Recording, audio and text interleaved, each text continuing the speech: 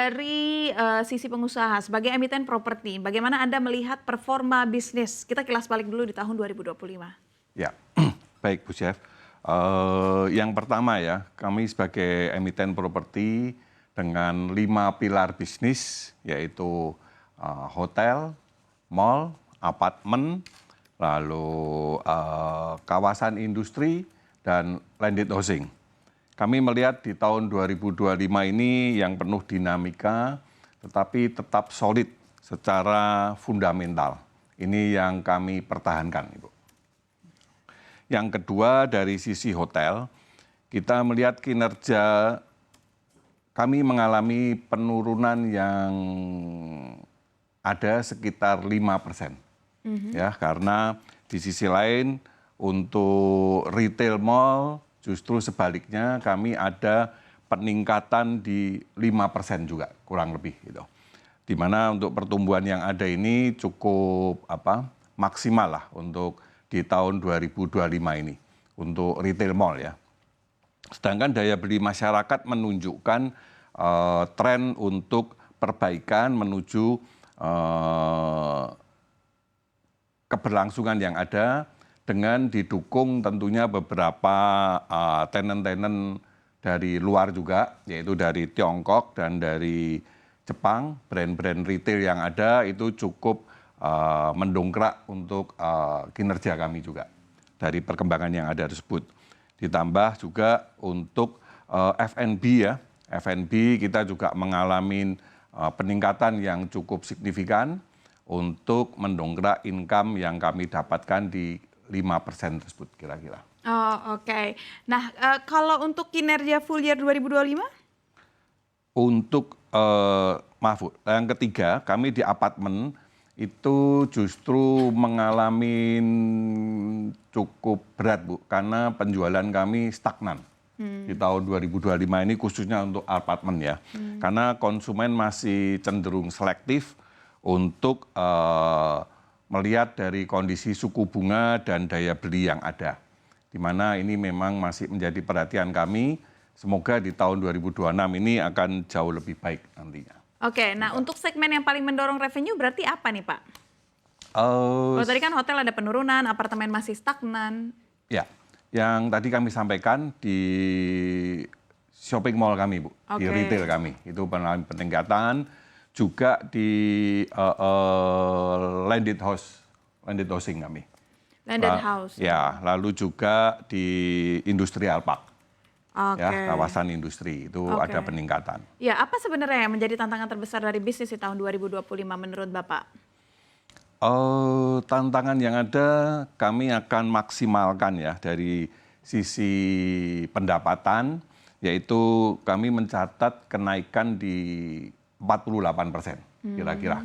Di mana ini ditopang oleh kontribusi 5 pilar bisnis kami tersebut, yaitu pendorong utamanya adalah realisasi dari serah terima unit-unit apartemen yang ada. Ya, kalau tadi kita stagnan di penjualannya Bu, tapi di handover, di serah terima unit-unit yang kemarin telah terjual, ini menjadi satu pendorong utama kami untuk peningkatan yang secara signifikan hingga dapat diakuin ini sebagai revenue juga. Gitu. Yang kedua, dari sisi laba bersih, kami juga mengalami peningkatan sekitar 47%. Ya, sejalan dengan pertumbuhan dan pendapatan efisiensi serta penghematan dari operasional kami.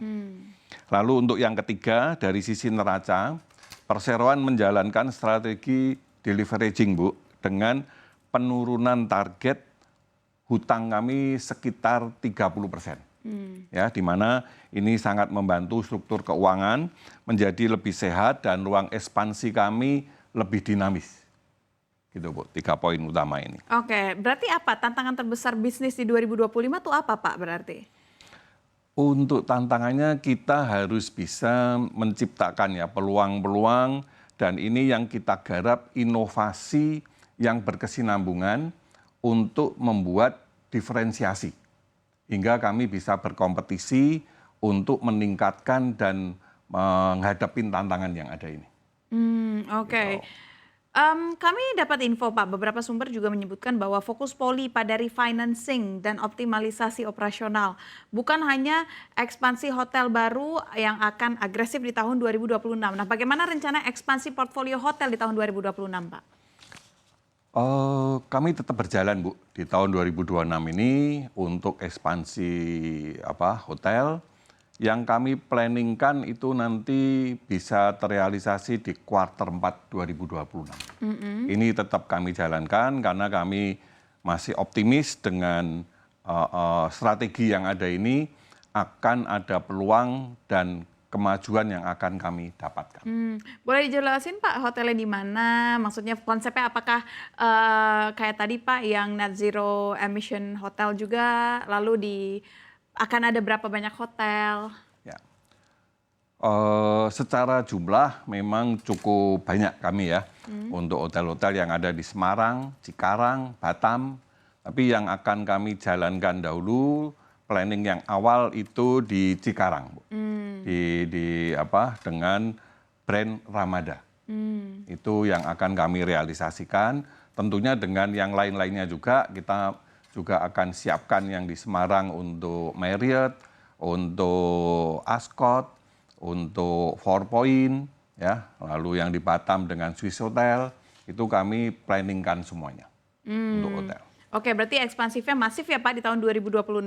Nah, ada nggak Pak revisi target Pak? Karena kan sekarang mulai kondisi sedang gonjang-ganjing, lalu kondisi geopolitik tidak menentu, rupiah juga semakin mahal gitu kan Pak. Apakah ada revisi target karena kondisi-kondisi ini Pak? Sampai saat ini kami belum, Bu, untuk melakukan ya. Tapi kita boleh dikata day-to-day ini betul-betul kita perhatikan. Karena situasi kondisi yang sudah bukan rahasia umum juga, Bu ya. Perkembangan di dunia luar itu mempunyai dampak yang signifikan juga. Tetapi sampai sekarang kita masih jaga planning strategi kita masih tetap berjalan. Karena sejak awal memang Polax Hotel Group itu konservatif, Bu. Kita di dalam menjalankan bisnis dengan penuh kehati-hatian, tetapi berusaha semaksimal mungkin kita bisa mendapatkan revenue.